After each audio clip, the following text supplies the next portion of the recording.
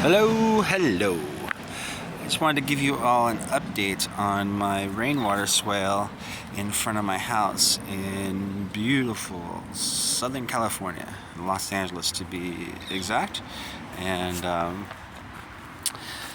yeah, so here it was raining early this morning. It's mid-February 2023, and the water, there's a puddle in front of my driveway. And this puddle is always here, but now when it rains, it drains through this little 6-inch slot I cut in the curb, and I did that with a side angle grinder and a masonry disc, which you can buy at your favorite store, hardware store.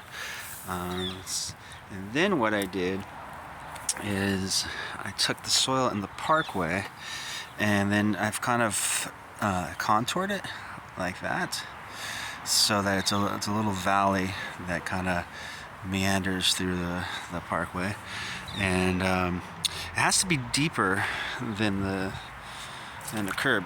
You know, water flows downhill, so it has to be like that. And I didn't want it to get too deep, so didn't want anybody to trip or anything like that, so I just kind of filled it with rocks, and I've been slowly filling it with more rocks as I find them. Get them different places like Craigslist or some construction sites. I suppose I could buy them, but I'm a cheap bastard, so I get them wherever I find them and wherever it's appropriate. But yeah, I'm really happy to see this water flowing in here. And here, check this out. This is the beautiful California poppy. And in about a month or so, you're going to be seeing orange flowers everywhere. Just if I show you one more. Some lavender and some aloe, sage. The grass I did not plant. The grass volunteered itself. There's a plane going overhead. Currently, it's during inclement weather. LAX will send its planes over the city instead of over the ocean.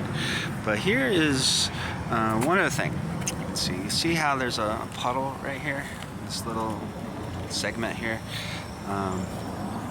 The trick to collecting water, and the whole purpose of this is so the water sinks into the ground and becomes available for plants and replenish the aquifer. And like this plant is going to be healthier and more vibrant, and I'll have to water much less because the water that this little basin that I've created will sink into the ground and be available in the future.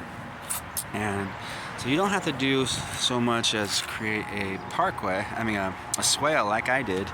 You can just make sure that the ground level is lower than like the sidewalks. If you see over here on my neighbors, this is going to be brown and dry by midsummer. It won't be green like this. But I've sprinkled a bunch of wildflower seeds here, and it's going to be very green, vibrant, well into the warm season. If you live in Southern California, or that we only get rain a few times a year, 3, 4, 5 if we're lucky, but usually less than that, last 20 years or so. And so it's important that we start treating water as a resource and not as a waste product. It's not a waste product. It's very important, and we need to think of ways to capture and sequester that water and use that water and make it available for the dry season. Over here, I have a big mound in my yard, and this is a hugelkultur mound. And for those who aren't familiar, hugelkultur is where you take logs or wood and you just bury it, and the nutrients that are in that wood become available for the plants and enrich the soil and make it much more nutritious soil for the vegetation. All this is covered in mulch.